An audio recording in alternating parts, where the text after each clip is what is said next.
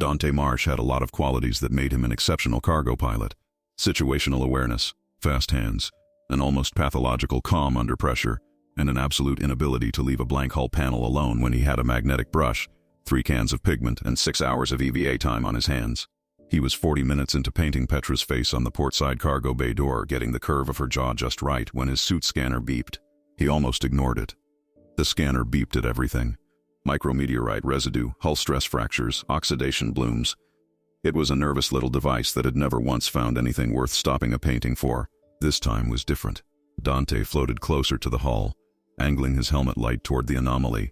Tucked into the recessed channel between 2 armor plates barely larger than a coin was a small disc with an adhesive backing and a faint amber pulse that had no business being there. A tracer beacon. He studied it for a long moment. Then he smiled. He painted around it. When Dante got back inside, he did not file a report. He did not contact station security. He did not remove the beacon.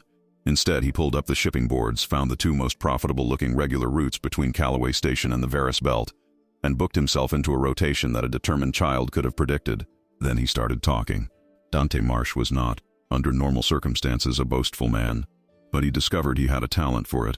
At every dockside bar between Callaway and Varus, he mentioned loudly to anyone in earshot what he was hauling, what he was charging, and how embarrassingly easy it was to make money on that particular corridor right now. He tipped well. He laughed loudly. He told the story of Petra's portrait on his hull to anyone who'd listen, and several people who clearly wouldn't. The beacon pulsed quietly on his hull the entire time. He made 4 runs. Clean, uneventful, exactly as advertised. On the 5th run, he wasn't carrying a single unit of cargo. What filled his hold instead was a single cylindrical device, 3 meters long, military surplus, purchased through a broker who didn't ask questions and had been paid enough not to start. An electromagnetic pulse emitter, Class 4, with a detonation radius of roughly 400 meters and enough yield to drop every unshielded electronic system within that bubble to 0.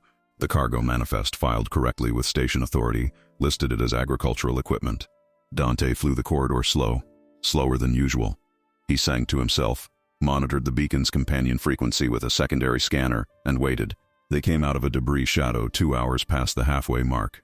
A mid-size intercept vessel, fast, angular, running dark, no transponder. It fell in behind the Wren at a distance that was meant to look casual and didn't. Dante watched them close the gap on his rear display. "There you are," he said. He let them get comfortable.